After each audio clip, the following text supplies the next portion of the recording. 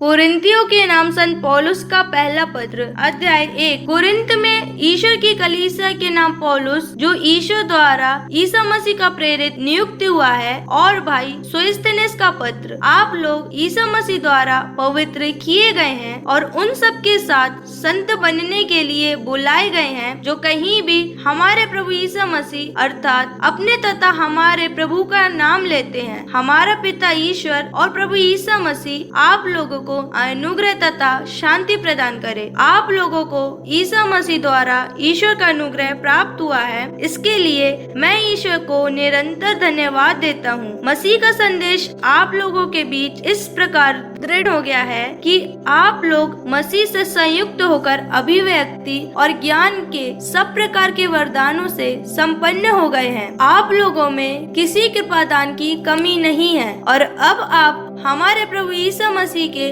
आगमन की प्रतीक्षा कर रहे हैं। ईश्वर अंत तक आप लोगों को विश्वास में सुदृढ़ बनाए रखेगा, जिससे आप हमारे प्रभु ईसा मसीह के दिन निर्दोष पाए जाए। ईश्वर सत्य प्रतिज्ञ है, उसी ने आप लोगों को अपने पुत्र हमारे प्रभु ईसा मसीह के सहभागी बनने के लिए बुलाया। भाइयों, हमारे प्रभु ईसा मसीह के नाम पर मैं आप लोगों से यह अनुरोध करता हूँ, आप लोग एक मत होकर दलबंदी से दूर रहे। आप एक दूसरे से मेल मिलाप करें और हृदय तथा मन से पूर्ण रूप से एक हो जाए। खलोई के घर वालों से मुझे पता चला कि आप लोगों में फूट पड़ गई है। मेरे कहने का तात्पर्य यह है कि आप लोगों में प्रत्येक अपना अपना राग अलापता है। मैं पौलुस का हूँ, मैं अपोलोस का हूँ, मैं केफस का हूँ, मैं मसीह का हूँ। क्या मसीह खंड खंड हो गए हैं? क्या पौलुस आप लोगों के लिए क्रूस पर मर गए हैं? क्या आप लोगों को पौलुस के नाम पर बपतिस्मा मिला है? ईश्वर को धन्यवाद कि मैंने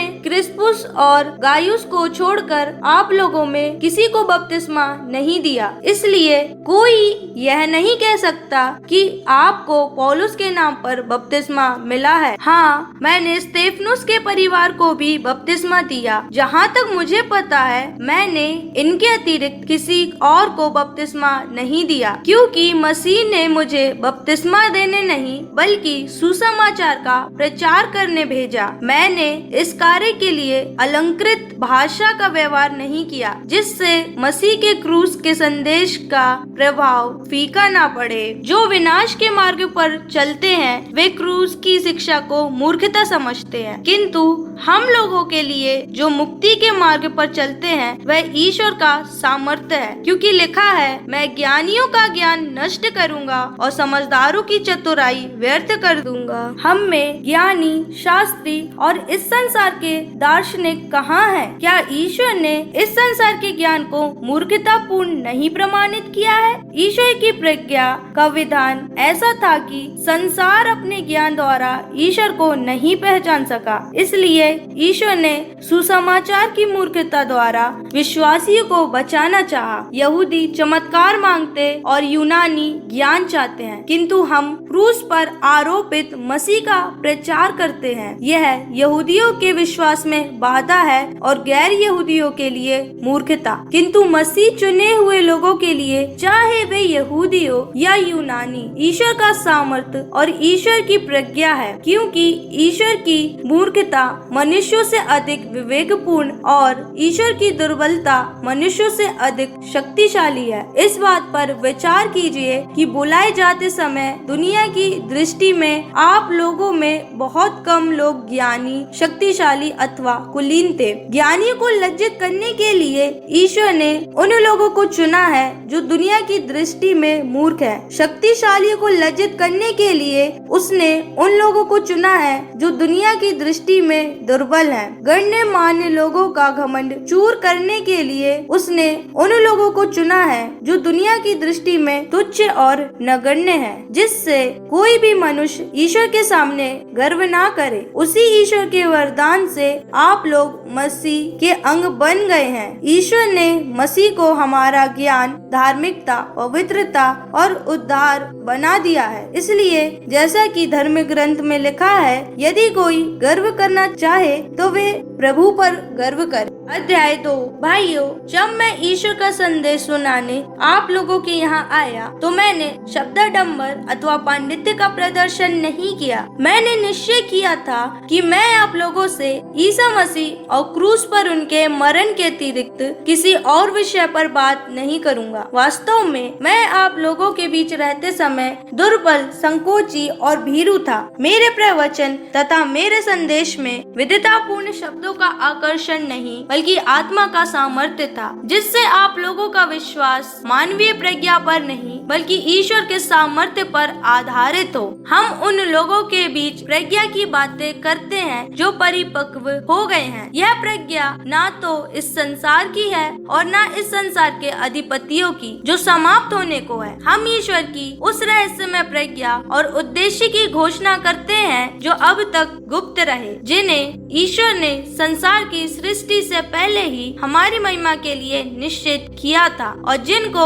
संसार के अधिपतियों में किसी ने नहीं जाना। यदि वे लोग उन्हें जानते तो महिमामय प्रभु को क्रूस पर नहीं चढ़ाते। हम उन बातों के विषय में बोलते हैं जिनके संबंध में धर्म ग्रंथ यह कहता है, ईश्वर ने अपने भक्तों के लिए जो तैयार किया है उसको किसी ने कभी देखा नहीं, किसी ने सुना नहीं और ना कोई उसकी कल्पना ही कर पाया। ईश्वर ने अपने आत्मा द्वारा हम पर वही प्रकट किया है, क्योंकि आत्मा सब कुछ की ईश्वर के रहस्य की भी तहा लेता है। मनुष्य की निजी आत्मा के अतिरिक्त कौन किसी का अंतरतम जानता है? इसी तरह ईश्वर के आत्मा के अतिरिक्त कोई ईश्वर का अंतरतम नहीं जानता। हमें संसार का नहीं बल्कि ईश्वर का आत्मा मिला है, जिससे हम ईश्वर के वरदान पहचान सके। हम इन वरदानों की व्याख्या करते समय मानवीय प्रज्ञा के शब्दों का नहीं बल्कि आत्मा द्वारा प्रदत्त शब्दों का प्रयोग करते हैं। इस प्रकार हम आध्यात्मिक शब्दावली में आध्यात्मिक तथ्यों की विवेचना करते हैं। प्राकृत मनुष्य ईश्वर की आत्मा की शिक्षा स्वीकार नहीं करता, वह उसे मूर्खता मानता और उसे समझने में असमर्थ है, क्योंकि आत्मा की सहायता से ही उस शिक्षा की परख हो सकती है। आध्यात्मिक मनुष्य सब बातों की परख करता है, किंतु कोई भी उस मनुष्य की परख नहीं कर पाता, क्योंकि लिखा है, प्रभु का मन कौन जानता और कौन उसे शिक्षा दे सकता है। हम में तो मसीह का मनोभाव विद्यमान है। अध्याय 3। भाइयों, मैं उस समय आप लोगों से उस तरह बातें नहीं कर सका जिस तरह आध्यात्मिक व्यक्तियों से की जाती है। मुझे आप लोगों से उस तरह बातें करनी पड़ी जिस तरह प्राकृत मनुष्यों से मसीह में मेरे निरे बच्चों से की जाती है। मैंने आपको दूध पिलाया, मैंने आपको ठोस भोजन इसलिए नहीं दिया कि आप उसे नहीं पचा सकते थे। आप इस समय भी उसे पचा नहीं सकते, क्योंकि आप अब तक प्राकृत हैं। आप लोगों में ईर्ष्या और झगड़ा होता है। क्या यह इस बात का प्रमाण नहीं कि आप प्राकृत हैं और निरे मनुष्यों जैसा आचरण करते हैं? जब कोई कहता है मैं पौलुस का हूँ और कोई कहता है मैं अपोलोस का हूँ, तो क्या यह निरे मनुष्यों जैसा आचरण नहीं है? अपोलोस क्या है? पौलुस क्या है? हम तो धर्म सेवक मात्र हैं, जिनके माध्यम से आप विश्वासी बने। हम में प्रत्येक ने वही कार्य किया जिसे प्रभु ने उसको सौंपा। मैंने पौधा रोपा, अपोलोस ने उसे सींचा, किंतु ईश्वर ने उसे बड़ा किया। न तो रोपने वाले का महत्व है और न सींचने वाले का, बल्कि वृद्धि करने वाले अर्थात ईश्वर का ही महत्व है। रोपने वाला और सींचने वाला एक ही काम करते हैं और प्रत्येक अपने अपने परिश्रम के अनुरूप अपनी मजदूरी पाएगा। हम ईश्वर के सहयोगी हैं और आप लोग हैं ईश्वर की खेती, ईश्वर का भवन। ईश्वर से प्राप्त अनुग्रह के अनुसार मैंने कुशल वास्तुपति की तरह नींव डाली है, कोई दूसरा ही उसके ऊपर भवन का निर्माण कर रहा है। हर एक को सावधान रहना है कि वह किस तरह निर्माण करता है। जो नींव डाली गई है उसे छोड़कर कोई दूसरी नींव नहीं डाल सकता, और वह नींव है ईसा मसीह। यदि इस नींव पर लोग निर्माण के कार्य में सोना, चांदी, रत्न, लकड़ी, घास अथवा भूसा काम में लाएंगे तो हर एक का काम प्रकट किया जाएगा। प्रभु का दिन जो आग के साथ आएगा उसे प्रकट कर देगा, और उस आग द्वारा हर एक के काम की परीक्षा ली जाएगी। जिसका भवन कायम रहेगा उसे पुरस्कार मिलेगा, जिसका भवन जल जाएगा उसे पुरस्कार नहीं मिलेगा। फिर भी वह बच जाएगा। जैसा कोई आग पार कर बच जाता है। क्या आप यह नहीं जानते कि आप ईश्वर के मंदिर हैं? ईश्वर का आत्मा आप में निवास करता है। यदि कोई ईश्वर का मंदिर नष्ट करेगा तो ईश्वर उसे नष्ट करेगा, क्योंकि ईश्वर का मंदिर पवित्र है और वह मंदिर आप लोग हैं। कोई अपने को धोखा ना दे। यदि आप लोगों में कोई अपने को संसार की दृष्टि में ज्ञानी समझता हो तो वह सचमुच ज्ञानी बनने के लिए अपने को मूर्ख बना ले, क्योंकि इस संसार का ज्ञान ईश्वर की दृष्टि में मूर्खता है।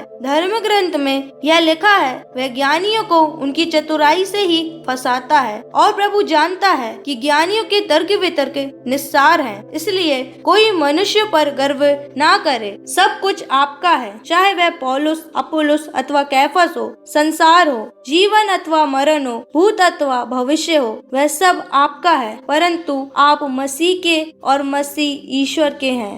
अध्याय 4। लोग हमें मसीह के सेवक और ईश्वर के रहस्यों के कारिंदा समझे। अब कारिंदा से यह आशा की जाती है कि वह ईमानदार निकले। मेरे लिए इस बात का कोई महत्व नहीं कि आप लोग अथवा मनुष्यों का कोई न्यायालय मुझे योग्य समझे। मैं स्वयं भी अपना न्याय नहीं करता। मैं अपने में कोई दोष नहीं पाता, किंतु इसका अर्थ यह नहीं कि मैं निर्दोष हूँ। प्रभु ही मेरे न्याय करता है। इसलिए प्रभु के आने तक कोई किसी का न्याय नहीं करे। वह अंधकार के रहस्य प्रकाश में लाएंगे और हृदयों के गुप्त अभिप्राय प्रकट करेंगे। उस समय हरेक को ईश्वर की ओर से यथा योग्य श्रेय दिया जाएगा। भाइयों, मैंने आप लोगों के लिए अपने और अपुल्लोस के विषय में यह स्पष्टीकरण दिया है, जिससे आप हमारे उदाहरण से यह शिक्षा ग्रहण करें कि कोई भी धर्म ग्रंथ की मर्यादा का उल्लंघन ना करे और आप हर एक का पक्ष लेते हुए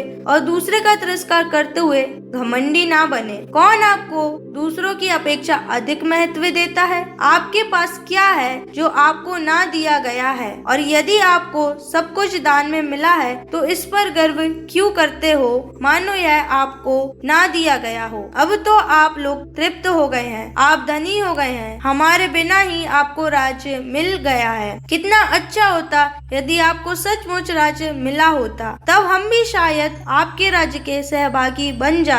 मुझे ऐसा लगता है कि ईश्वर ने हम प्रेरितों को मनुष्य में सबसे नीचा रखा है। हम रंगभूमि में प्राण दंड भोगने वाले मनुष्यों की तरह हैं। हम विश्व के लिए स्वर्गदूतों और मनुष्यों दोनों के लिए तमाशा बन गए हैं। हम मसीह के कारण मूर्ख हैं, किंतु आप मसीह के समझदार अनुयायी हैं। हम दुर्बल हैं और आप बलवान हैं। आप लोगों को सम्मान मिल रहा है और हमें तिरस्कार। हम इस समय भी भूखे और प्यासे हैं, फटे पुराने कपड़े पहनते हैं, मार खाते हैं, भटकते फिरते हैं और अपने हाथों से परिश्रम करते करते थक जाते हैं। लोग हमारा अपमान करते हैं और हम आशीर्वाद देते हैं। वे हम पर अत्याचार करते हैं और हम सहते जाते हैं। वे हमारी निंदा करते हैं और हम नम्रता पूर्वक अनुनय विनय करते हैं। लोग अब भी हमारे साथ ऐसा व्यवहार करते हैं मानो हम पृथ्वी के कचरे और समाज के कूड़ा करकट हो। मैं आप लोगों को लज्जित करने के लिए यह नहीं लिख रहा हूँ, बल्कि आपको अपनी प्यारी संतान मानकर समझा रहा हूँ, क्योंकि हो सकता है कि मसीह में आपके 1000 शिक्षक हो, किंतु आपके अनेक पिता नहीं है। मैंने सुसमाचार द्वारा ईसा मसीह में आप लोगों को उत्पन्न किया है। इसलिए मैं आप लोगों से यह अनुरोध करता हूँ कि आप मेरा अनुसरण करें। इसी से मैंने प्रभु में अपने प्रिय एवं विश्वासी पुत्र तिमोथी को आपके यहाँ भेजा है। वह आपको मसीह के विषय में मेरी शिक्षा का स्मरण दिलाएंगे, जिसका मैं सब जगह हर कलीसिया में प्रचार करता हूँ। कुछ लोग यह समझकर घमंडी बन गए हैं कि मैं आपके यहाँ नहीं आऊंगा। यदि प्रभु की इच्छा हो तो मैं शीघ्र ही आप लोगों के यहाँ आऊंगा और उनकी बातों से नहीं बल्कि उनके कार्यों से उन घमंडियों को परखना चाहूंगा, क्योंकि ईश्वर का राज्य बातों में नहीं बल्कि कार्यों में है। आप लोग क्या चाहते हैं? क्या मैं लाठी लिए आपके पास आऊं या प्रेम और कोमलता का भाव लेकर? अध्याय 5। आप लोगों के बीच हो रहे व्यभिचार की चर्चा चारों ओर फैल गई है। ऐसा व्यभिचार जो गैर यहूदियों में भी नहीं होता। किसी ने अपने पिता की पत्नी को रख लिया है, तब भी आप घमंड में फूले हुए हैं। आपको शोक मनाना और जिसने यह काम किया उसका बहिष्कार करना चाहिए था। मैं शरीर से अनुपस्थित होते हुए भी आत्मा से आप लोगों के बीच हूँ। जिसने यह काम किया है मैं उसका न्याय कर चुका हूँ, मानो मैं वास्तव में वहाँ उपस्थित हूँ। और मेरा निर्णय यह है, प्रभु ईसा के नाम पर हम अर्थात आप लोग और मैं आत्मा से एकत्र हो जाएंगे और अपने प्रभु ईसा के अधिकार से उस व्यक्ति को शैतान के हवाले कर देंगे जिससे उसके शरीर का विनाश हो, किंतु प्रभु के दिन उसकी आत्मा का उद्धार हो। आप लोगों का आत्म संतोष आपको शोभा नहीं देता। क्या आप यह नहीं जानते कि थोड़ा सा खमीर सारे सने हुए आटे को खमीर बना देता है? आप पुराना खमीर निकाल कर शुद्ध हो जाए, जिससे आप नया सना हुआ आटा बन जाए। आपको बेखमीर रोटी जैसा बनना चाहिए, क्योंकि हमारा पास्का का मेमना अर्थात मसीह बलि चढ़ाए जा चुके हैं। इसलिए हमें ना तो पुराने खमीर से और ना बुराई और ना दुष्टता के खमीर से, बल्कि शुद्धता और सच्चाई के बेखमीर रोटी से पर्व मनाना चाहिए। मैंने आप लोगों को अपने पत्र में लिखा कि वह व्यभिचारियों से मेल जोल ना रखे। मेरा अभिप्राय यह नहीं था कि आप इस संसार के व्यभिचारियों, लोभियों, धोखेबाजों या मूर्ति पूजकों से कोई भी संबंध नहीं रखे। ऐसा करने के लिए आपको संसार को ही छोड़ देना होता। बल्कि मैंने लिखा कि यदि भाई कहलाने वाला कोई व्यक्ति व्यभिचारी, लोभी, मूर्ति पूजक, निंदक, शराबी या धोखेबाज है तो उसके साथ भोजन तक नहीं करे। बाहर वालों का न्याय करना मेरा काम नहीं, ईश्वर बाहर वालों का न्याय करेगा। घर वालों का न्याय करना आपका काम है। अपने बीच से दुष्ट को निकाल दो।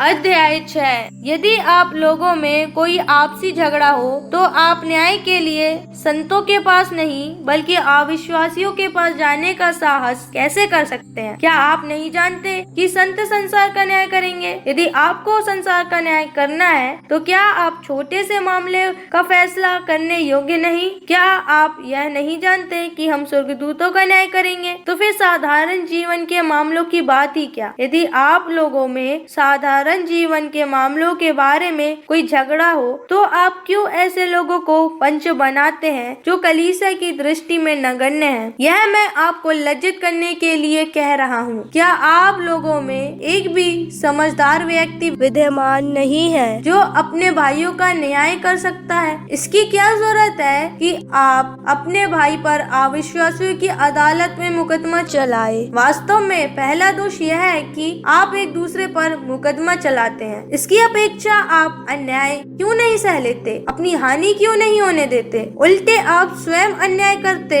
और दूसरों को हानि पहुंचाते हैं और वे आपके भाई हैं। क्या आप यह नहीं जानते कि अन्याय करने वाले ईश्वर के राज्य के अधिकारी नहीं होंगे? धोखे में ना रहे। व्यभिचारी, मूर्ति पूजक, परस्त्रीगामी, लौंडे और पुरुषगामी, चोर, लोभी, शराबी, निंदक और धोखेबाज ईश्वर के राज्य के अधिकारी नहीं होंगे। आप लोगों में कुछ ऐसे ही थे, किंतु आप लोगों ने स्नान किया है, आप पवित्र किए गए हैं और प्रभु ईसा मसीह के नाम पर और हमारे ईश्वर के आत्मा द्वारा आप पाप मुक्त किए गए हैं। मुझे सब कुछ करने की अनुमति है, किंतु सब कुछ हितकर नहीं। मुझे सब कुछ करने की अनुमति है, किंतु मैं किसी भी चीज का गुलाम नहीं बनूंगा। भोजन पेट के लिए और पेट भोजन के लिए है। ईश्वर दोनों का अंत कर देगा, किंतु शरीर व्यभिचार के लिए नहीं बल्कि प्रभु के लिए और प्रभु शरीर के लिए है। ईश्वर ने जिस तरह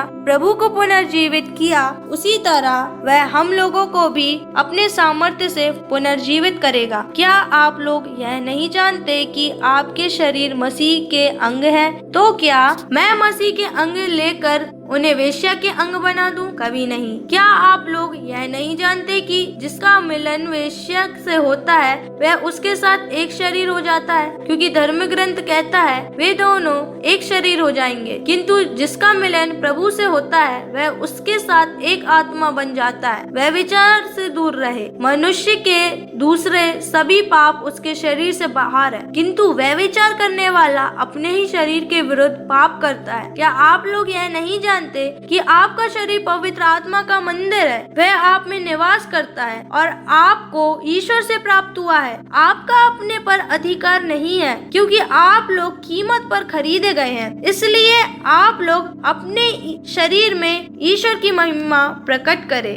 अध्याय 7। जिन बातों के विषय में आप लोगों ने लिखा है उन पर मेरा विचार यह है, स्त्री से संबंध नहीं रखना पुरुष के लिए उत्तम है, किंतु वह विचार की आशंका के कारण हर पुरुष की अपनी पत्नी हो और हर स्त्री का अपना पति। पति अपनी पत्नी के प्रति अपने कर्तव्य का पालन करे और स्त्री अपने पति के प्रति। पत्नी का अपने शरीर पर अधिकार नहीं, वह पत्नी पति का है, और उसी प्रकार पति का भी अपने शरीर पर अधिकार नहीं, वह पत्नी का है। आप लोग एक दूसरे को उस अधिकार से वंचित नहीं करें, और यदि ऐसा करें तो दोनों की सहमति से और कुछ समय के लिए, जिससे प्रार्थना का अवकाश मिले, और इसके बाद पहले जैसे रहे। कहीं ऐसा ना हो कि शैतान असंयम के कारण आपको प्रलोभन में डाल दे। मैं यह आदेश के रूप में नहीं बल्कि अनुमति के रूप में कह रहा हूँ। मैं तो चाहता हूँ कि सब मनुष्य मुझे जैसे हो, किंतु ईश्वर की ओर से हर एक को अपना अपना वरदान मिला है, एक को यह, दूसरे को वह। मैं अविवाहितों और विधवाओं से यह कहता हूँ, यदि वे मुझ जैसे रहे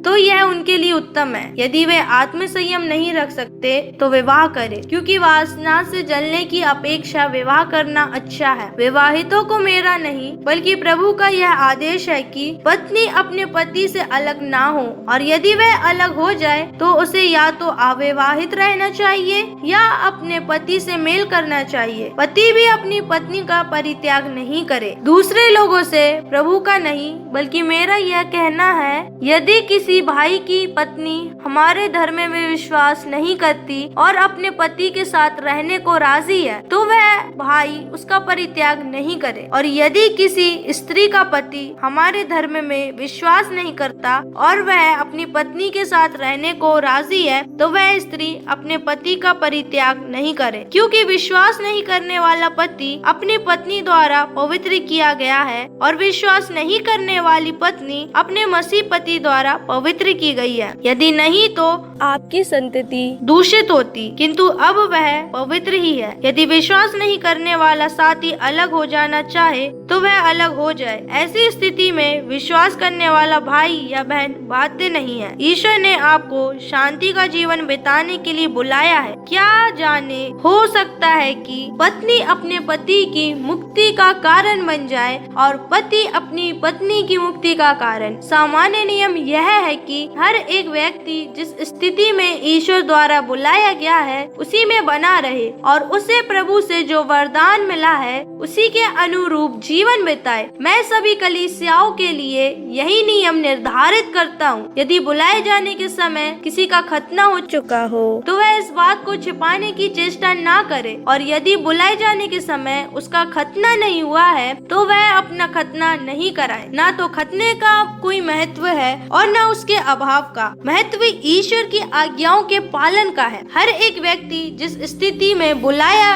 गया था वह उसी में रहे। आप बुलाए जाने के समय दास थे तो इसकी चिंता ना करें, और यदि आप स्वतंत्र हो जा सके तो दास ही बना रहना अधिक उचित समझे, क्योंकि प्रभु द्वारा बुलाए जाने के समय जो दास था वह प्रभु द्वारा दास मुक्त है, और उसी प्रकार प्रभु द्वारा बुलाए जाने के समय जो स्वतंत्र था वह मसीह का दास है। आप लोग कीमत पर खरीदे गए हैं। आप मनुष्यों के दास ना बने। भाइयों, हर एक व्यक्ति जिस स्थिति में बुलाया गया था वह उसी में ईश्वर के सामने रहे। कुंवारियों के विषय में मुझे प्रभु की ओर से कोई आदेश नहीं मिला है, किंतु प्रभु की दया से विश्वास के योग्य होने के नाते मैं अपनी सम्मति दे रहा हूँ। मैं समझता हूँ कि वर्तमान संकट में यही अच्छा है कि मनुष्य जिस स्थिति में है उसी स्थिति में रहे। आपने किसी स्त्री से विवाह किया है तो उससे मुक्त होने का प्रयत्न ना करे। आपकी पत्नी का देहांत हुआ है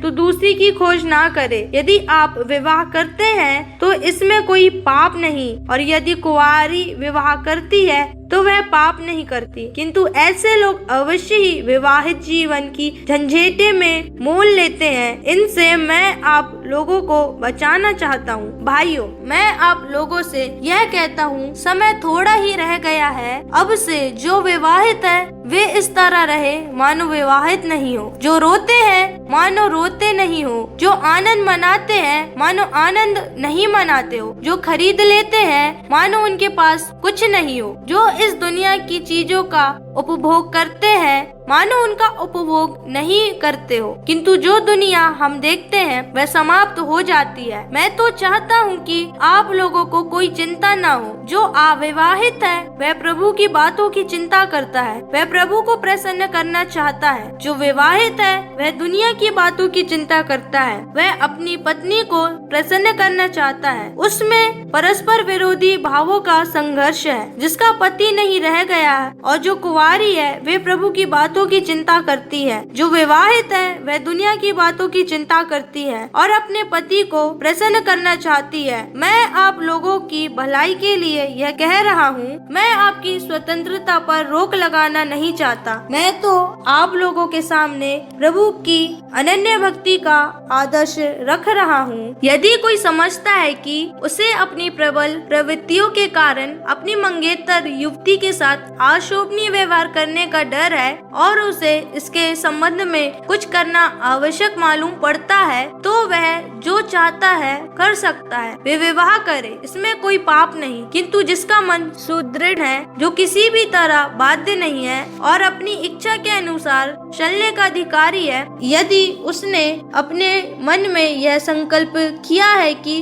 वह अपनी मंगेतर युवती का कुंवारापन सुरक्षित रखेगा, तो वह अच्छा करता है। इस प्रकार जो अपनी मंगेतर युवती से विवाह करता है वह अच्छा करता है, और जो विवाह नहीं करता वह और भी अच्छा करता है। जब तक किसी स्त्री का पति जीवित है वह तब तक उससे बंधी रहती है। यदि पति मर जाता है तो वह मुक्त हो जाती है, जिसके साथ चाहे विवाह कर सकती है, परंतु केवल किसी मसीही से। फिर भी यदि वह वैसे ही रह जाए तो यह और अच्छा करती है। यह मेरा विचार है और मुझे विश्वास है कि ईश्वर का मनोभाव मुझ में विद्यमान है। अध्याय 8। अब देवताओं को अर्पित मांस के विषय में हम सबको ज्ञान प्राप्त है। यह मानी हुई बात है, किंतु ज्ञान घमंडी बनाता है, जबकि प्रेम निर्माण करता है। यदि कोई समझता है कि वह कुछ जानता है, तो वह अब तक यह नहीं जानता कि किस प्रकार जानना चाहिए। किंतु यदि कोई ईश्वर को प्यार करता है, तो वह ईश्वर द्वारा अपनाया गया है। देवताओं को अर्पित मांस खाने के विषय में हम जानते हैं कि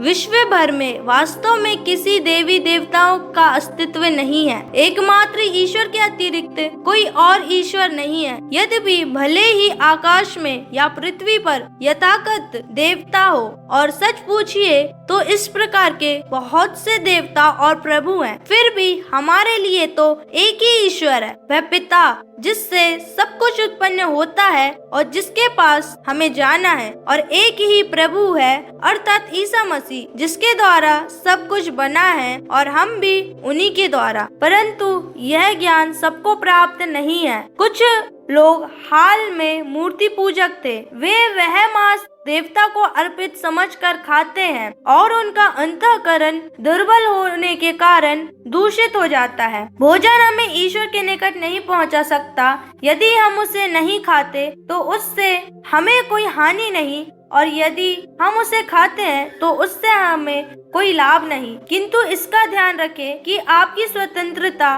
दुर्बल लोगों के लिए पाप का कारण ना बने। मान ले कि आपको ज्ञान प्राप्त हो और आप किसी देव मंदिर में भोजन करने जाए। यदि ऐसा कोई व्यक्ति आपको यह करते देख ले जिसका अंतःकरण दुर्बल है, तो क्या उसे देवताओं को अर्पित मांस खाने के लिए प्रोत्साहन नहीं मिलेगा? इस तरह आपके ज्ञान के कारण उस दुर्बल भाई का विनाश होता है जिसके लिए मसीह मरे। भाइयों के विरुद्ध इस प्रकार पाप करने और उनके दुर्बल अंतःकरण को आघात पहुंचाने से आप मसीह के विरुद्ध पाप करते हैं। इसलिए यदि मेरा भोजन मेरे भाई के लिए पाप का कारण बनता है, तो मैं फिर कभी मांस नहीं खाऊंगा। कहीं ऐसा ना हो कि मैं अपने भाई के लिए पाप का कारण बन जाऊं। अध्याय 9। क्या मैं स्वतंत्र व्यक्ति नहीं? क्या मैं प्रेरित नहीं? क्या मैंने हमारे प्रभु ईसा को नहीं देखा? क्या आप लोग प्रभु में मेरे परिश्रम के परिणाम नहीं? मैं दूसरों की दृष्टि में भले ही प्रेरित ना हूँ, किंतु आपके लिए अवश्य हूँ, क्योंकि आप लोग प्रभु में मेरे प्रेरित्व के प्रमाण हैं। जो लोग मुझ पर अभियोग लगाते हैं, उनसे मेरा कहना यह है, क्या हमें खाने पीने का अधिकार नहीं? क्या अन्य प्रेरितों, प्रभु के भाइयों और केफस की तरह हमें किसी मसीह महिला को अपने साथ ले चलने का अधिकार नहीं? क्या मैं और बरनबास अपने जीवन निर्वाह के लिए काम करने को बाध्य हैं? क्या यह कभी सुनने में आया कि कोई अपने खर्चे से सेना में सेवा करता है? कौन दाखबारी लगाकर उसका फल नहीं चखाता? कौन झुंड चराकर उस झुंड का दूध नहीं पीता? यह मैं साधारण जीवन के उदाहरणों के आधार पर ही नहीं कह रहा हूँ। संहिता भी यही कहती है कि क्योंकि मूसा की संहिता में लिखा है, तुम दवरी करते बैल के मुंह पर मोहरा मत लगाओ। क्या ईश्वर को बैलों की चिंता है, या वह हमारे लिए यह कहता है? हाँ, यह निश्चय ही हमारे लिए लिखा हुआ है, क्योंकि यह उचित है कि उपज का हिस्सा पाने की आशा से जोतने वाला हल चलाए और दावने वाला दवरी करे। यदि हमने आप लोगों के लिए आध्यात्मिक बीज बोए हैं, तो क्या आपसे भौतिक फसल की आशा करना कोई बड़ी बात है? यदि दूसरे लोगों का आप पर यह अधिकार है, तो क्या उनकी अपेक्षा हमारा अधिकार अधिक नहीं? फिर भी हमने इस अधिकार का उपयोग नहीं किया। उल्टे हम मसीह के सुसमाचार के प्रचार में कोई बाधा ना डाले, इसलिए हम हर प्रकार का कष्ट सहते हैं। क्या आप लोग यह नहीं जानते कि मंदिर में धर्म सेवा करने वालों को मंदिर से भोजन मिलता है और वेदी की सेवा करने वाले वेदी के चढ़ावे के भागीदार हैं? इसी तरह प्रभु ने आदेश दिया कि सुसमाचार के प्रचारक सुसमाचार से जीविका चलाए। यदि मैंने इन अधिकारों का उपयोग नहीं किया, और यह मैं इसलिए नहीं लिख रहा हूँ कि अब मेरे लिए ऐसा किया जाए, मैं भले ही मर जाऊं, किंतु मैं अपने को इस गौरव से वंचित नहीं होने दूंगा। मैं इस पर गौरव नहीं करता कि मैं सुसमाचार का प्रचार करता हूँ। मुझे तो ऐसा करने का आदेश दिया गया है। धिक्कार मुझे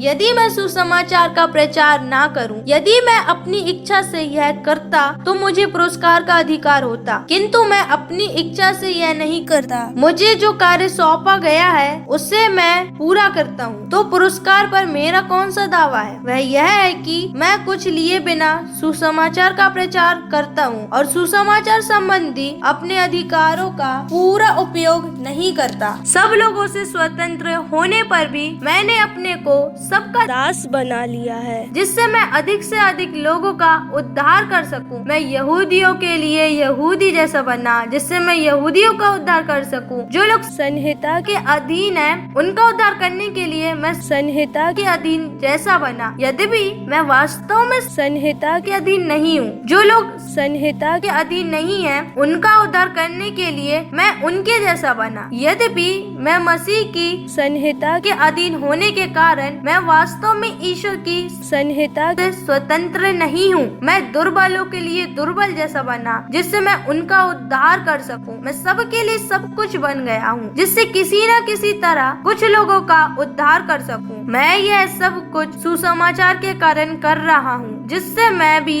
उसके कृपादानों का भागी बन जाऊं। क्या आप लोग यह नहीं जानते कि रंगभूमि में तो सभी प्रतियोगी दौड़ते हैं, किंतु पुरस्कार एक को ही मिलता है। आप इस प्रकार दौड़े कि पुरस्कार प्राप्त करें। सब प्रतियोगी हर बात में संयम रखते हैं। वे नश्वर मुकुट प्राप्त करने के लिए ऐसा करते हैं, जबकि हम अनश्वर मुकुट के लिए। इसलिए मैं एक निश्चित लक्ष्य सामने रखकर दौड़ता हूँ। मैं ऐसा मुक्केबाज हूँ जो हवा में मुक्का नहीं मारता। मैं अपने शरीर को कष्ट देता हूँ और उसे वश में रखता हूँ, कहीं ऐसा ना हो कि दूसरों को प्रवचन देने के बाद स्वयं मैं ही ठुकरा दिया जाऊँ। अध्याय 10। भाइयों, मैं आप लोगों को याद दिलाना चाहता हूँ कि हमारे सभी बाप दादे बादल की छाया में चले, सबने समुद्र पार किया और इस प्रकार बादल और समुद्र का बपतिस्मा ग्रहण कर सबके सब मूसा के सहभागी बने। सब ने एक ही आध्यात्मिक भोजन ग्रहण किया और एक ही आध्यात्मिक पेय का पान किया, क्योंकि वे एक आध्यात्मिक चट्टान का जल पीते थे जो उनके साथ साथ चलती थी, और वे चट्टान थी मसीह। फिर भी उनमें अधिकांश लोग ईश्वर के कृपा पात्र नहीं बन सके और मरुभूमि में ढेर हो गए। ये घटनाएं हमको यह शिक्षा देती है कि हमें उनके समान बुरी चीजों का लालच नहीं करना चाहिए। उनमें कुछ लोगों के समान आप मूर्ति पूजक ना बने, जिनके विषय में यह लिखा है, वे खाने पीने के लिए बैठे और खेलने कूदने के लिए उठे। हम व्यभिचार नहीं करें जैसा कि उनमें कुछ लोगों ने व्यभिचार किया और एक ही दिन में 23,000 मर गए। हम प्रभु की परीक्षा नहीं ले जैसा कि उनमें कुछ लोगों ने किया और सांपों ने उन्हें नष्ट कर दिया। आप लोग नहीं बुनबुनाए जैसा कि उनमें कुछ बुनबुनाए और विनाशक दूत ने उन्हें नष्ट कर दिया। यह सब दृष्टांत के रूप में उन पर बीता और हमें चेतावनी के लिए लिखा गया है जो युग के अंत में विद्यमान है। इसलिए जो यह समझता है कि मैं दृढ़ हूँ वह सावधान रहे, कहीं ऐसा ना हो कि वह विचलित हो जाए। आप लोगों को अब तक ऐसा प्रलोभन नहीं दिया गया है जो मनुष्य की शक्ति से परे हो। ईश्वर सत्प्रतिज्ञ है, वह आपको ऐसे प्रलोभन में पड़ने नहीं देगा जो आपकी शक्ति से परे हो। वह प्रलोभन के समय आपको उससे निकालने का मार्ग दिखाएगा और इस प्रकार आप उसमें दृढ़ बने रह सकेंगे। प्रिय भाइयों, आप मूर्ति पूजक से दूर रहे। मैं आप लोगों को समझदार जानकर यह कह रहा हूँ कि आप स्वयं मेरी बातों पर विचार करें। क्या आशीष का प्याला जिस पर हम आशीष की प्रार्थना पढ़ते हैं हमें मसीह के रक्त का सहभागी नहीं बनाता? क्या वह रोटी जिसे हम तोड़ते हैं हमें मसीह के शरीर का सहभागी नहीं बनाती? रोटी तो एक ही है, इसलिए अनेक होने पर भी हम एक हैं, क्योंकि हम सब एक ही रोटी के सहभागी हैं। इसराइलियों को देखिए, क्या बलि खाने वाले वेदी के सहभागी नहीं है? मैं यह नहीं कहता कि देवता को चढ़ाए हुए मांस की कोई विशेषता है अथवा यह कि देव मूर्तियों का कुछ महत्व है, किंतु धर्म ग्रंथ के अनुसार गैर यहूदियों के बलिदान ईश्वर को नहीं बल्कि अबदूतों को चढ़ाए जाते हैं। मैं यह नहीं चाहता कि आप लोग अबदूतों के सहभागी बने। आप प्रभु का प्याला और अबदूतों का प्याला दोनों नहीं पी सकते। आप प्रभु की मेज और अबदूतों की मेज दोनों के सहभागी नहीं बन सकते। क्या हम प्रभु को चुनौती देना चाहते हैं? क्या हम उससे बलवान हैं? सब कुछ करने की अनुमति है किंतु सब कुछ हितकर नहीं। सब कुछ करने की अनुमति है किंतु सब कुछ लाभदायक नहीं। सब कोई अपना नहीं बल्कि दूसरों के हित का ध्यान रखे। बाजार में जो मांस बिकता है उसे आप अंतःकरण की शक्ति के लिए पूछताछ किए बिना खा सकते हैं, किंतु पृथ्वी और उसमें जो कुछ है सब प्रभु का है। जब अविश्वासियों में कोई आपको निमंत्रण देता है और आप जाना चाहते हैं तो जो कुछ परोसा जाता है उसे आप अंतःकरण की शांति के लिए पूछताछ किए बिना खा सकते हैं। परंतु यदि कोई आपसे कहे यह देवता को चढ़ाया हुआ मांस है तो बतलाने वाले और अंतःकरण के कारण उसे ना खाए। मेरा अभिप्राय आपके अंतःकरण से नहीं बल्कि दूसरे व्यक्ति के अंतःकरण से है, क्योंकि मेरी स्वतंत्रता दूसरों के अंतःकरण के कारण बाधित नहीं है। यदि मैं धन्यवाद की प्रार्थना पढ़ने के बाद भोजन में सम्मिलित हो गया हूँ तो जिस भोजन के लिए मैं ईश्वर को धन्यवाद देता हूँ उसके कारण किसी को मेरी निंदा करने का अधिकार नहीं। इसलिए आप लोग चाहे खाए चाहे पिए या जो कुछ भी करे सब ईश्वर की महिमा के लिए करे। आप किसी के लिए पाप का कारण ना बने, न यहूदियों के लिए या न यूनानियों और न ईश्वर की कलीसिया के लिए। मैं भी अपने हित का नहीं बल्कि दूसरों के हित का ध्यान रखकर सब बातों में सबको प्रसन्न करने का प्रयत्न करता हूँ जिससे वे मुक्ति प्राप्त कर सके। अध्याय 11। आप लोग मेरा अनुसरण करें जिस तरह मैं मसीह का अनुसरण करता हूँ। आप लोग हर बात में मुझे याद करते हैं और मुझसे जो शिक्षा मिली है उसमें दृढ़ बने रहते हैं। इसके लिए मैं आप लोगों की प्रशंसा करता हूँ। फिर भी मैं आपको यह बताना चाहता हूँ कि मसीह प्रत्येक पुरुष के शीर्ष है। पुरुष स्त्री का शीर्ष है और ईश्वर मसीह का शीर्ष है। जो पुरुष सिर ढककर प्रार्थना या भविष्यवाणी करता है वह अपने सिर का अपमान करता है, और जो स्त्री बिना सिर ढके प्रार्थना या भविष्यवाणी करती है वह अपने सिर का अपमान करती है, क्योंकि वह उस स्त्री के जैसी है जिसका सिर मुंडा हुआ है। यदि कोई स्त्री अपना सिर नहीं ढकती तो सिर मुड़वा ले। यदि कटे हुए केश या मुंडा हुआ सिर उसके लिए लज्जा की बात है तो वह अपना सिर ढक ले। पुरुष को अपना सिर नहीं ढकना चाहिए, क्योंकि वह ईश्वर का प्रतिरूप और उसकी महिमा का प्रतिबिंब है, जबकि स्त्री पुरुष की महिमा का प्रतिबिंब है। पुरुष स्त्री से नहीं बना बल्कि स्त्री पुरुष से बनी, और पुरुष की सृष्टि स्त्री के लिए नहीं हुई बल्कि पुरुष के लिए स्त्री की सृष्टि हुई है। इसलिए स्वर्गदूतों के कारण स्त्री को अधीनता का चिन्ह अपने सिर पर पहनना चाहिए। फिर भी प्रभु के विधान के अनुसार स्त्री के बिना पुरुष कुछ नहीं है और पुरुष के बिना स्त्री कुछ नहीं। यदि पुरुष से स्त्री की सृष्टि हुई तो पुरुष का जन्म स्त्री से होता है, और सब कुछ का मूल स्रोत ईश्वर है। आप लोग स्वयं विचार करें, क्या यह उचित है कि स्त्री बिना सिर ढके ईश्वर से प्रार्थना करे? क्या प्रकृति स्वयं आपको यह शिक्षा नहीं देती कि लंबे केश रखना पुरुष के लिए लज्जा की बात है, जबकि स्त्री के लिए यह गौरव की बात है, क्योंकि उसे आवरण के रूप में लंबे केश मिले हैं। यदि कोई इसके विषय में विवाद करना चाहे तो वह यह जान ले कि ना तो हमारे यहाँ कोई दूसरी प्रथा प्रचलित है और न ईश्वर की कलीसिया में ही। मैं ये आदेश देते हुए इस पर अपना असंतोष प्रकट करना चाहता हूँ कि आपकी सभाओं में आपको लाभ से अधिक हानि होती है। पहली बात तो यह है कि मेरे सुनने में आया, जब आपके यहाँ धर्म सभा होती है तो दलबंदी स्पष्ट हो जाती है, और मैं एक सीमा तक उस पर विश्वास भी करता हूँ। आप लोगों में फूट होना एक प्रकार से अनिवार्य है, जिससे यह स्पष्ट हो जाए कि आप में कौन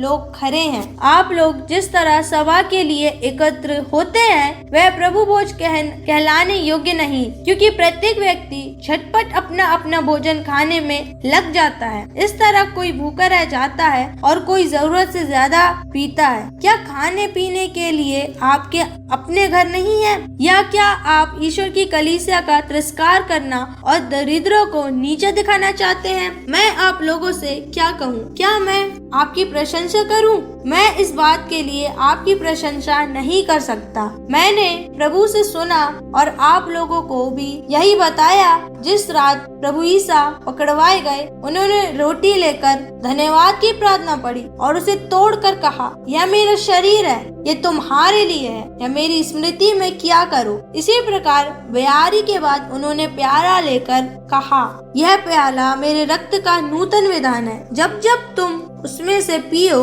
तो यह मेरी स्मृति में किया करो। इस प्रकार जब जब आप लोग यह रोटी खाते और यह प्याला पीते हैं तो प्रभु के आने तक उनकी मृत्यु की घोषणा करते हैं। इसलिए जो अयोग्य रीति से वह रोटी खाता या प्रभु का प्याला पीता है वह प्रभु के शरीर और रक्त के विरुद्ध अपराध करता है। अपने अंतःकरण की परीक्षा करने के बाद ही मनुष्य वह रोटी खाए और वह प्याला पिए।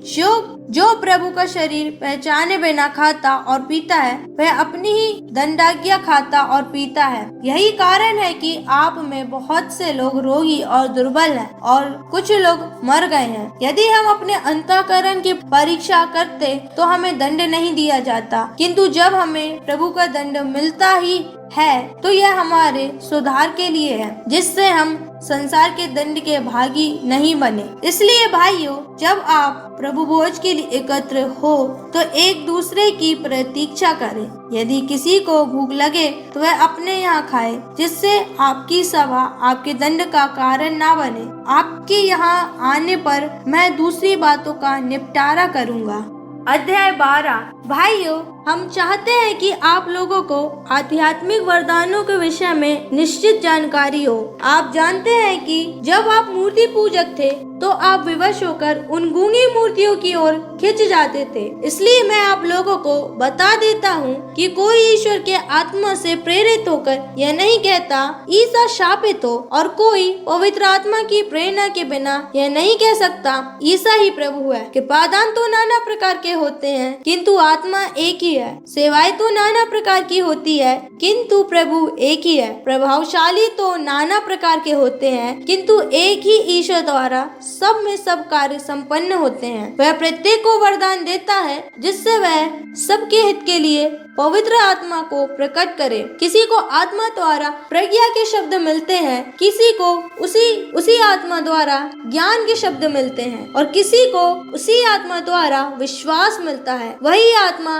किसी को रोगियों को चंगा करने का, किसी को चमत्कार दिखाने का, किसी को भविष्यवाणी करने का, किसी को आत्माओं की परख करने का, किसी को भाषाएं बोलने का और किसी को भाषाओं की व्याख्या करने का वरदान देता है। एक ही और वही आत्मा यह सब करता है। वह अपनी इच्छा के अनुसार प्रत्येक को अलग अलग वरदान देता है। मनुष्य का शरीर एक है, यद्यपि उसके बहुत से अंग होते हैं और सभी अंग अनेक होते हुए भी एक ही शरीर बन जाते हैं। मसीह के विषय में भी यही बात है। हम यहूदी हो या यूनानी, दास हो या स्वतंत्र, हम सबके सब एक ही आत्मा का बपतिस्मा ग्रहण कर एक ही शरीर बन गए हैं। हम सबको एक ही आत्मा का पान कराया गया है। शरीर में भी तो एक नहीं बल्कि बहुत से अंग हैं। यदि पैर कहे मैं हाथ नहीं हूँ इसलिए शरीर का नहीं हूँ, तो क्या वह इस कारण शरीर का अंग नहीं? यदि कान कहे मैं आँख नहीं हूँ इसलिए शरीर का अंग नहीं, तो क्या वह इस कारण शरीर का अंग नहीं? यदि सारा शरीर आँख ही होता तो वह कैसे सुन सकता? यदि सारा शरीर कान ही होता तो वह कैसे सूंघ सकता? वास्तव में ईश्वर ने अपनी इच्छा अनुसार शरीर में अन्य एक एक अंग को अपनी अपनी जगह रचा। यदि सब के सब एक ही अंग होते तो शरीर कहाँ होता? वास्तव में बहुत से अंग होने पर भी शरीर एक ही होता है। आँख हाथ से नहीं कह सकती मुझे तुम्हारी जरूरत नहीं, और सिर पैरों से नहीं कह सकता मुझे तुम्हारी जरूरत नहीं। उल्टे शरीर के जो अंग सबसे दुर्बल समझे जाते हैं वे अधिक आवश्यक हैं। शरीर के जिन अंगों को हम कम आदरणीय समझते हैं उनका अधिक आदर करते हैं और अपने अशोभनीय अंगों की लज्जा का अधिक ध्यान रखते हैं। हमारे शोभनीय अंगों को इसकी जरूरत नहीं होती। तो जो अंग कम आदरणीय है, ईश्वर ने उन्हें अधिक आदर दिलाते हुए शरीर का संगठन किया है। यह इसलिए हुआ है कि शरीर में फूट उत्पन्न ना हो, बल्कि उसके सभी अंग एक दूसरे का ध्यान रखे। यदि एक अंग को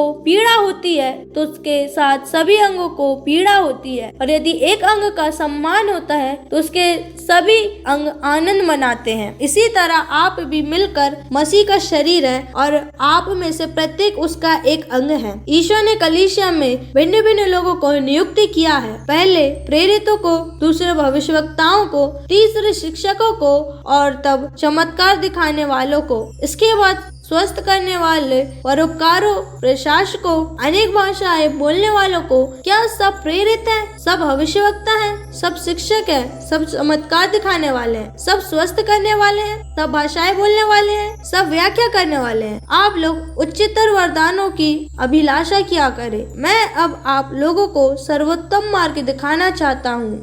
अध्याय 13। मैं भले ही मनुष्यों तथा स्वर्गदूतों की भाषाएं बोलूं, किंतु यदि मुझ में प्रेम का अभाव है तो मैं खनखनाता घड़ियाल या झंझनाती झांझ मात्र हूं। मुझे भले ही भविष्यवाणी का वरदान मिला हो, मैं सभी रहस्य जानता हूँ, मुझे समस्त ज्ञान प्राप्त हो गया हो, मेरा विश्वास इतना परिपूर्ण हो कि मैं पहाड़ों को हटा सकूं, किंतु यदि मुझ में प्रेम का अभाव है तो मैं कुछ भी नहीं हूँ। मैं भले अपनी सारी संपत्ति दान कर दूं और अपना शरीर भस्म होने के लिए अर्पित कर दूं, किंतु यदि मुझ में प्रेम का अभाव है तो इससे मुझे कुछ भी लाभ नहीं। प्रेम सहनशील और दयालु है। प्रेम ना तो ईर्ष्या करता, न डींग मारता, न घमंड करता है। प्रेम अशोभनीय व्यवहार नहीं करता, वह अपना स्वार्थ नहीं खोजता। प्रेम ना तो झुंझुलाता है और न बुराई का लेखा रखता है। वह दूसरों के पाप से नहीं बल्कि उनके सदाचरण से प्रसन्न होता है। वह सब कुछ ढांक देता और सब कुछ पर विश्वास विश्वास करता, सब कुछ की आशा करता और सब कुछ सह लेता है। भविष्यवाणियां जाती रहेंगी, भाषाएं मौन हो जाएंगी और ज्ञान मिट जाएगा, किंतु प्रेम का कभी अंत नहीं होगा, क्योंकि हमारा ज्ञान तथा हमारी भविष्यवाणियां अपूर्ण है, और जब पूर्णता आ जाएगी तो जो अपूर्ण है वह जाता रहेगा। मैं जब बच्चा था तो बच्चों की तरह बोलता, सोचता और समझता था, किंतु सयाना हो जाने पर मैंने बचकानी बातें छोड़ दी। अभी तो हमें आईने में धुंधला सा दिखाई देता है, परंतु तब हम आमने सामने देखेंगे। अभी तो मेरा ज्ञान अपूर्ण है, परंतु तब मैं उसी तरह पूर्ण रूप से जान जाऊंगा जिस तरह ईश्वर मुझे जान गया है। अभी तो विश्वास, भरोसा और प्रेम ये तीनों बने हुए हैं, किंतु उनमें प्रेम ही सबसे महान है। अध्याय 14। आप सबसे पहले भातृ प्रेम की साधना करें। आप आध्यात्मिक वरदानों की, विशेष रूप से भविष्यवाणी के वरदान की अभिलाषा किया करें, क्योंकि जो अपरिचित भाषा में बोलता है वह मनुष्यों से नहीं बल्कि ईश्वर से बोलता है। उसे कोई नहीं समझता, वह आत्मा से प्रेरित होकर रहस्यमय बातें करता है, किंतु जो भविष्यवाणी करता है वह मनुष्यों से आध्यात्मिक निर्माण, प्रोत्साहन और सांत्वना की बातें करता है। जो अपरिचित भाषा में बोलता है वह अपना ही आध्यात्मिक निर्माण करता है, किंतु जो व्यक्ति भविष्यवाणी करता है वह कलीसिया का आध्यात्मिक निर्माण करता है। मैं तो चाहता हूँ कि आप सबको भाषाओं का वरदान मिले, किंतु इससे अधिक यह चाहता हूँ कि आपको भविष्यवाणी का वरदान मिले। यदि भाषाएं बोलने वाला कलीसिया के आत्मिक निर्माण के लिए उनकी व्याख्या नहीं करता तो इसकी अपेक्षा भविष्यवाणी करने वाले को महत्व अधिक है। भाइयों, मान लीजिए कि मैं आप लोगों के यहाँ भाषाएं बोलने आऊं और मेरी वाणी में ना तो कोई नया सत्य हो, ना ज्ञान की बात, ना भविष्यवाणी और ना कोई शिक्षा, तो उससे आपको क्या लाभ? बांसुरी या वीणा जैसे निर्जीव वाद्यों के विषय में भी यही बात है। यदि उनसे उत्पन्न स्वरों में कोई भेद नहीं है तो यह कैसे पता चलेगा कि बांसुरी या वीणा पर क्या बजाया जा रहा है? यदि तुरही का स्वर स्पष्ट है तो कौन अपने को युद्ध के लिए तैयार करेगा? आपके विषय में भी यही बात है। यदि आप सुबोधगम्य शब्द नहीं बोलेंगे तो यह कैसे पता चलेगा कि आप क्या कह रहे हैं? आप केवल हवा से बातें करेंगे। संसार में ना जाने कितनी भाषाएं हैं और उनमें से एक भी निरर्थक नहीं। यदि मैं किसी भाषा का अर्थ नहीं जानता तो मैं बोलने वाले के लिए परदेशी हूँ और बोलने वाला मेरे लिए परदेसी है। आपके विषय में भी यही बात है। आप लोग आध्यात्मिक वरदानों की अभिलाषा करते हैं, इसलिए ऐसे वरदानों से संपन्न होने का प्रयत्न करें जो कलीसिया के आध्यात्मिक निर्माण में सहायक हो। अपरिचित भाषा बोलने वाला प्रार्थना करे जिससे उसको व्याख्या करने का वरदान भी मिल जाए, क्योंकि यदि मैं किसी अपरिचित भाषा में प्रार्थना करता हूँ तो मेरी आत्मा प्रार्थना करती है किंतु मेरी बुद्धि निष्क्रिय है। तो क्या करना चाहिए? मैं अपनी आत्मा से प्रार्थना करूंगा और अपनी बुद्धि से भी। मैं अपनी आत्मा से गीत गाऊंगा और अपनी बुद्धि से भी। यदि आप आत्मा से आविष्ट होकर ईश्वर की स्तुति करते हैं तो वहाँ उपस्थित साधारण व्यक्ति आपका धन्यवाद सुनकर कैसे आमीन कह सकता है? वह यह भी नहीं जानता कि आप क्या कह रहे हैं। आपका धन्यवाद भले ही सुंदर हो किंतु इससे दूसरे व्यक्ति का आध्यात्मिक निर्माण नहीं होता। ईश्वर को धन्यवाद, मुझे आप सभी से अधिक भाषाएं बोलने का वरदान मिला है, किंतु अपरिचित भाषा में 10,000 शब्द बोलने की अपेक्षा मैं दूसरों को शिक्षा देने के लिए धर्म सभा में अपनी बुद्धि से 5 शब्द बोलना ज्यादा पसंद करूंगा। भाइयों, सोच विचार में बच्चे मत बने, बुराई में बच्चे बने रहो, किंतु सोच विचार में सयाने बने। संहिता में लिखा है, प्रभु कहता है, मैं अन्य भाषा भाषियों द्वारा विदेशी भाषा में इस प्रजा से बोलूंगा और वह मेरी बात पर ध्यान नहीं देगी। इससे स्पष्ट है कि अपरिचित भाषाएं विश्वासियों के लिए नहीं बल्कि अविश्वासियों के लिए चिन्ह स्वरूप है और ने भविष्यवाणी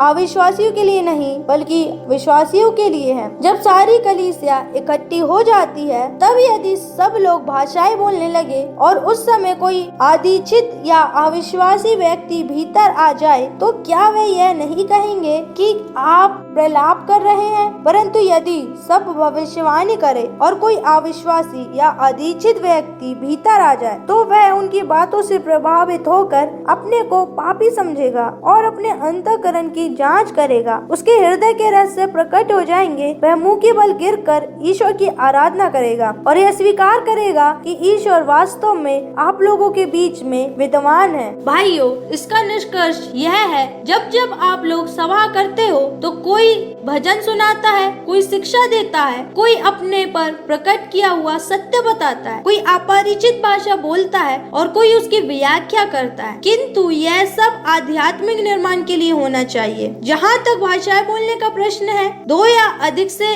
अधिक 3 व्यक्ति बारी बारी से ऐसा करे और कोई दूसरा व्यक्ति उनकी व्याख्या प्रस्तुत करे। यदि कोई व्याख्या करने वाला नहीं है तो अपरिचित भाषा बोलने वाला धर्म सभा में चुप रहे, वह अपने से और ईश्वर से बोले। भविष्यवाणी करने वालों में 2 या 3 बोले और दूसरे लोग उनकी वाणी की परीक्षा करें। यदि बैठे हुए लोगों में किसी पर कोई सत्य प्रकट किया जाता हो तो पहला वक्ता चुप रहे। आप सभी लोग भविष्यवाणी कर सकते हैं, किंतु आप एक एक कर बोले जिससे सबको शिक्षा और प्रोत्साहन मिले। भविष्यवक्ता अपनी भविष्यवाणी पर नियंत्रण रख सकता है, क्योंकि ईश्वर कोलाहल का नहीं वरन शांति का ईश्वर है। संतों की सभी कलीसियाओं की तरह आपकी धर्म सभाओं में भी स्त्रियां मौन रहे, उन्हें बोलने की अनुमति नहीं है। वे अपनी अधीनता स्वीकार करें, जैसा कि संहिता कहती है। यदि वे किसी बात की जानकारी प्राप्त करना चाहती हैं, तो वे घर में अपने पतियों से पूछे। धर्म सभा में बोलना स्त्री के लिए लज्जा की बात है। क्या ईश्वर का वचन आप लोगों के यहाँ से फैला या केवल आप लोगों तक पहुँचा है? यदि कोई समझता है कि भविष्यवाणी या अन्य आध्यात्मिक वरदानों से संपन्न है, तो वह यह अच्छी तरह जान ले कि मैं जो कुछ आप लोगों को लिख रहा हूँ वह प्रभु का आदेश है। यदि कोई यह अस्वीकार करता है तो वह प्रभु द्वारा अस्वीकार किया जाता है। भाइयों, निष्कर्ष यह है, आप भविष्यवाणी के वरदानों की अभिलाषा करें, किंतु किसी को भाषा बोलने से ना रोके। सब कुछ उचित और व्यवस्थित रूप से किया जाए। अध्याय 15। भाइयों, मैं आप लोगों को उस सुसमाचार का स्मरण दिलाना चाहता हूँ जिसका प्रचार मैंने आपके बीच किया, जिसे आपने ग्रहण किया, जिसमें आप दृढ़ बने हुए हैं, और यदि आप उसे उसी रूप में बनाए रखेंगे जिस रूप में मैंने उसे आपको सुनाया, तो उसके द्वारा आपको मुक्ति मिलेगी, नहीं तो आपका विश्वास व्यर्थ है। मैंने आप लोगों को मुख्य रूप से वही शिक्षा सुनाई जो मुझे मिली थी, और वह इस प्रकार है, मसीह हमारे पापों के प्रायश्चित के लिए मरे, जैसा कि धर्म ग्रंथ में लिखा है। वह कब्र में रखे गए और तीसरे दिन जी उठे, जैसा कि धर्म ग्रंथ में लिखा है। वह कैफस को और बाद में 12 को दिखाई दिए। फिर वह एक ही समय 500 से अधिक भाइयों को दिखाई दिए। उनमें से अधिकांश आज भी जीवित हैं, यदि भी कुछ मर गए हैं। बाद में वह याकूब को और फिर सब प्रेरितों को दिखाई दिए। सबके बाद वह मुझे भी मानो ठीक समय से पीछे जन्मे को दिखाई दिए। मैं प्रेरितों में सबसे छोटा हूँ। सच पूछिए तो मैं प्रेरित कहलाने योग्य भी नहीं, क्योंकि मैंने ईश्वर की कलीसिया पर अत्याचार किया है। मैं जो कुछ भी हूँ ईश्वर की कृपा से हूँ, और मुझे उससे जो कृपा मिली वह व्यर्थ नहीं हुई। मैंने उन सबसे अधिक परिश्रम किया है, मैंने नहीं बल्कि ईश्वर की कृपा ने जो मुझ में विद्यमान है। खैर, चाहे मैं हूँ चाहे वे हो, हम वही शिक्षा देते और उसी पर आप लोगों ने विश्वास किया है। यदि हमारी शिक्षा यह है कि मसीह मृतकों में से जी उठे, तो आप लोगों में कुछ यह कैसे कहते हैं कि मृतकों का पुनरुत्थान नहीं होता? यदि मृतकों का पुनरुत्थान नहीं होता तो मसीह भी नहीं जी उठे। यदि मसीह नहीं जी उठे तो हमारा धर्म प्रचार व्यर्थ है और आप लोगों का विश्वास भी व्यर्थ है। तब हमने ईश्वर के विषय में मिथ्या साक्ष्य दिया, क्योंकि हमने ईश्वर के विषय में यह साक्ष्य दिया कि उसने मसीह को पुनर्जीवित किया, और यदि मृतकों का पुनरुत्थान नहीं होता तो उसने ऐसा नहीं किया। कारण यदि मृतकों का पुनरुत्थान नहीं होता तो मसीह भी नहीं जी उठे। यदि मसीह नहीं जी उठे तो आप लोगों का विश्वास व्यर्थ है और आप अब तक अपने पापों में फंसे हैं। इतना ही नहीं, जो लोग मसीह में विश्वास करते हुए मरे हैं उनका भी विनाश हुआ है। यदि मसीह पर हमारा भरोसा इस जीवन तक ही सीमित है तो हम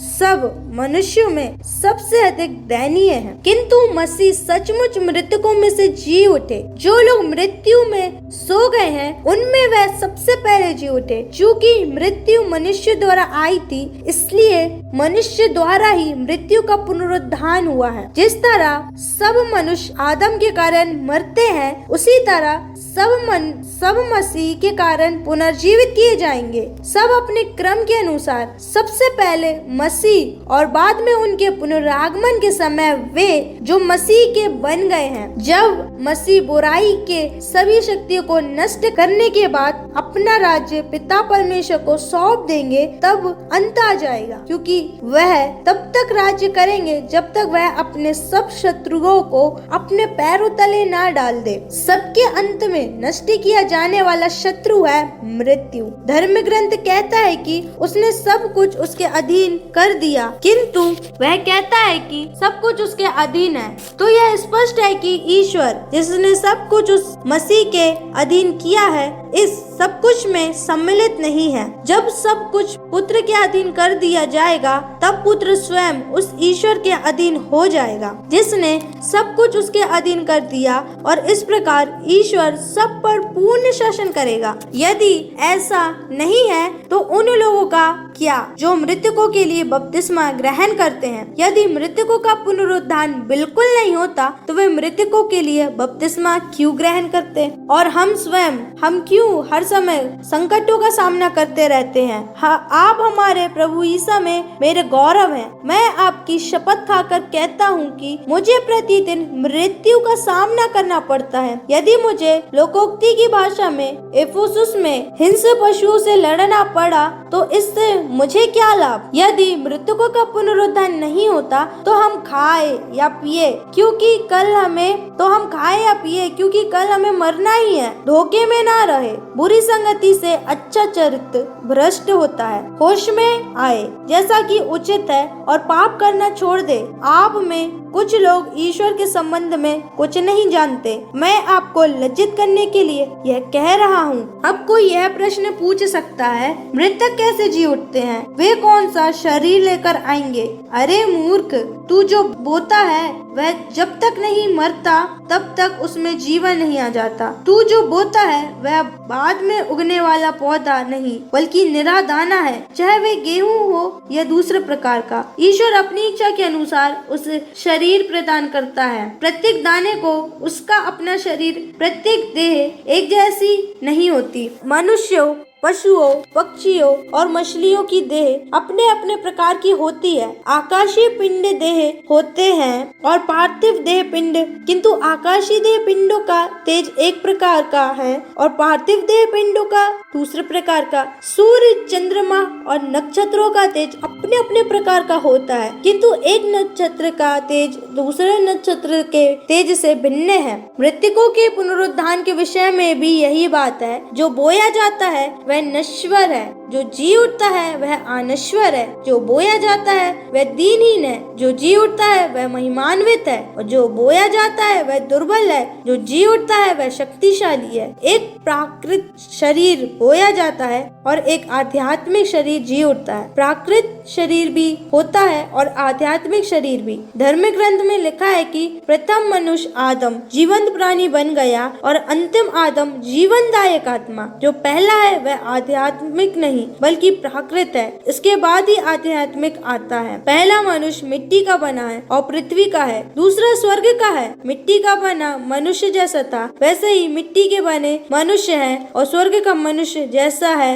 वैसे ही सभी स्वर्गीय होंगे। जिस तरह हमने मिट्टी के बने मनुष्य का रूप धारण किया है, उसी तरह हम स्वर्ग के मनुष्य का भी रूप धारण करेंगे। भाइयों, मेरे कहने का तात्पर्य यह है कि निरा मनुष्य ईश्वर के राज्य का अधिकारी नहीं हो सकता और नश्वरता अनश्वरता की अधिकारी नहीं होती। मैं आप लोगों को एक रहस्य बता रहा हूँ। हम सब नहीं मरेंगे, बल्कि क्षण भर में पलक मारते अंतिम तुरही बजते ही हम सब के सब रूपांतरित हो जाएंगे। तुरही बजेगी, मृतक अनश्वर बनकर पुनर्जीवित होंगे और हम रूपांतरित हो जाएंगे, क्योंकि यह आवश्यक है कि यह नश्वर शरीर अनश्वरता को और यह मरणशील शरीर अमरता को धारण करे।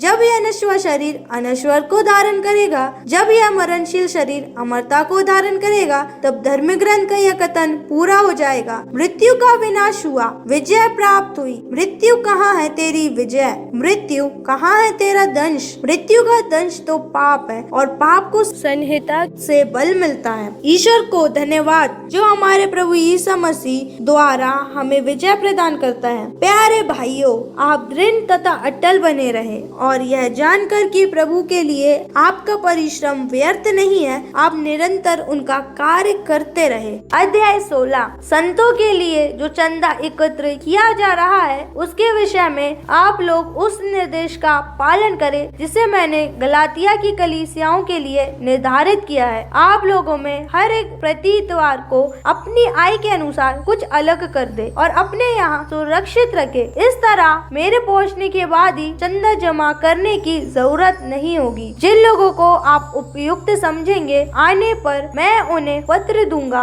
और वे आपका दान यरूशलेम पहुंचा देंगे। और यदि यही उचित जान पड़े कि मैं स्वयं आऊं, तो वे मेरे साथ ही चलेंगे। मैं मकिदुनिया का दौरा समाप्त कर आप लोगों के यहाँ आऊंगा, क्योंकि मैं मकिदुनिया जाने वाला हूँ। यदि हो सका तो मैं आपके यहाँ कुछ समय तक रहूंगा और शायद जाड़ा भी बिताऊंगा, जिससे इसके बाद मुझे जहाँ भी जाना होगा आप मेरे लिए वहाँ जाने का प्रबंध करें। मैं इस बार यात्रा करते हुए आपसे मिलना नहीं चाहता। प्रभु की इच्छा होने पर मैं कुछ समय तक आप लोगों के यहाँ रहने की आशा करता हूँ। मैं पेंतेकोस्त तक एफेसुस में रहूंगा, क्योंकि यहाँ मेरे कार्य के लिए एक विशाल द्वार खुला है और बहुत से विरोधी भी हैं। जब तिमोथी आएंगे तो इसका ध्यान रखिएगा कि उन्हें आपके यहाँ कोई चिंता ना हो, क्योंकि वह मेरी तरह प्रभु के कार्य में लगे रहते हैं। उनकी अपेक्षा कोई नहीं करे। आप लोग मेरे पास उनके कुछ सकुशल वापस आने का प्रबंध करें, क्योंकि मैं भाइयों के साथ उनकी प्रतीक्षा कर रहा हूँ। भाई अपोलोस के विषय में मुझे यह कहना है कि मैंने उनसे बहुत अनुरोध किया कि आपके यहाँ जाए, किंतु वह अभी एकदम जाना नहीं चाहते। अवकाश मिलने पर वह आएंगे। आप लोग जागते रहे, विश्वास में दृढ़ रहे, साहसी तथा समर्थ बने। आप जो कुछ भी करे भातृ प्रेम से प्रेरित होकर करे। भाइयों, आप लोगों से मेरा एक अनुरोध है। आप स्तेफनुस के परिवार को जानते हैं। वे लोग अखैया में सबसे पहले हमारे धर्म में सम्मिलित हुए और संतों की सेवा में लगे रहते हैं। आप ऐसे लोगों का नेतृत्व स्वीकार करें और उन सभी को भी जो उनके साथ परिश्रम करते हैं। स्तेफनुस, फोर्तुनातुस और अखेकुस के आगमन से मुझे बड़ी प्रसन्नता हुई। उन्होंने आप लोगों की कमी पूरी कर दी और मेरे तथा आपके मन की चिंता को दूर कर दिया। आप ऐसे लोगों का सम्मान करें। एशिया की कलीसिया आप लोगों को नमस्कार कहती है। अग्विला, प्रिस्का और उनके घर में सभा करने वाली कलीसिया आपको प्रभु में हार्दिक नमस्कार कहती है। सब भाई आप लोगों को नमस्कार कहते हैं। शांति के चुम्बन से एक दूसरे का अभिवादन करें। यह नमस्कार मेरे हाथ का लिखा हुआ है। पौलुस, जो सभी को प्यार नहीं करता वह अभिशप्त हो।